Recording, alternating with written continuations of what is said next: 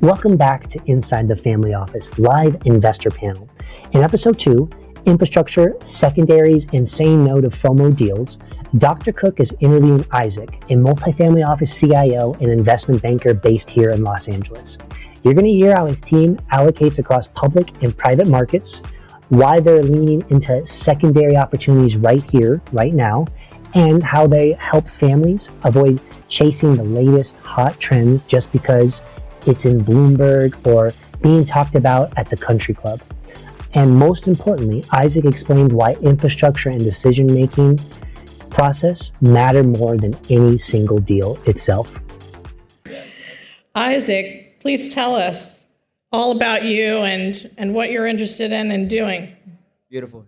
Thanks for having me. Hi, guys. I'm Isaac. I run a multifamily office here in LA. Great to be here again. Usually Richard has me fly across the country, so it's nice to sit in traffic on the 405 and travel the same amount of time as I would to fly to Florida. But great to be here. So we run an MFO. Spent a majority of my career at Morgan Stanley. Left a few years ago to start our office. We have an investment bank where we raise capital for tons of deals, private companies, funds, and of course any buy-side and sell-side M&A activity. Within the MFO, we have an asset management arm where we invest across the full public and private ecosystem. So, of course, equity, strategies, fixed income. And on the private side, we're agnostic. So tech, venture, private equity, growth equity, real assets, infrastructure.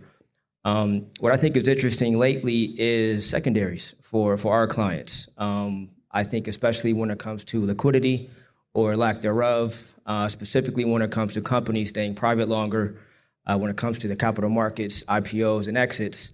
I think vintages in 14, 15, 16 did very well.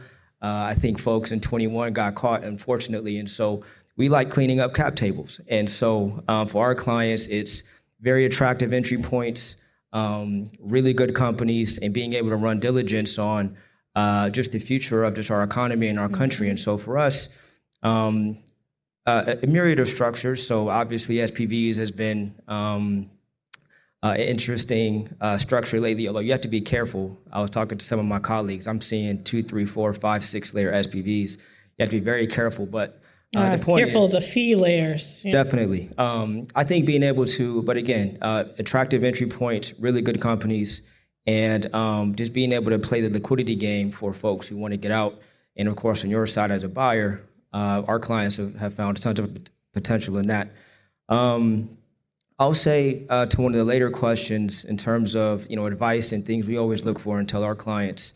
I never like when people do things just because it sounds nice, right? We invest in sports teams. I think sports teams are great, but not everybody needs to be a sports owner. It has to make sense. You have to find a good sponsor or a good manager, and it has to make sense with your situation. Same with life science, tech. Don't invest in AI just because you see it on Bloomberg every day.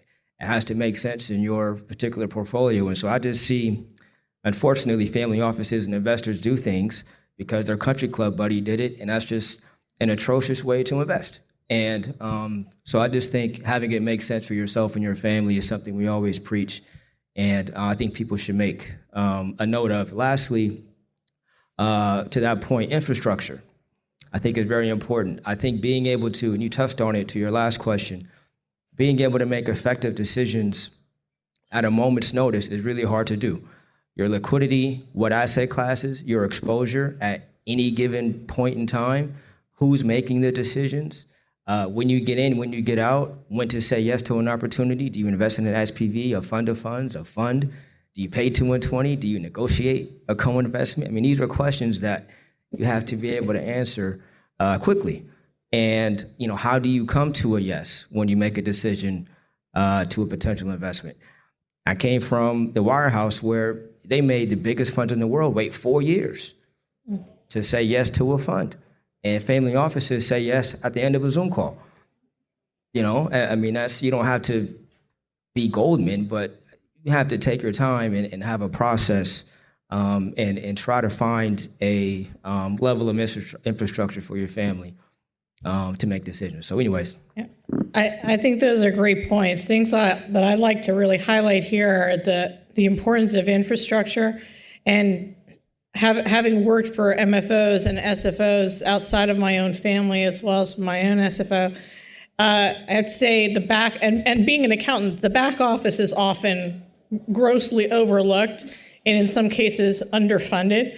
And so if you're able to tap into an MFO platform, or you're able to partner with other SFOs that help provide that infrastructure, don't underspend on these things. They really provide the ability to pivot, to close on deals. And Isaac's right. You need bespoke advice. You need to take time to make thoughtful decisions. So great insights there. This wraps up episode 2 of Inside the Family Office Live Investor Panel, Infrastructure, Secondaries, and Saying No to FOMO Deals. Now, Isaac showed us how a disciplined family office builds the back-end systems, liquidity plan, and governance required to say yes or no to deals in minutes, not months.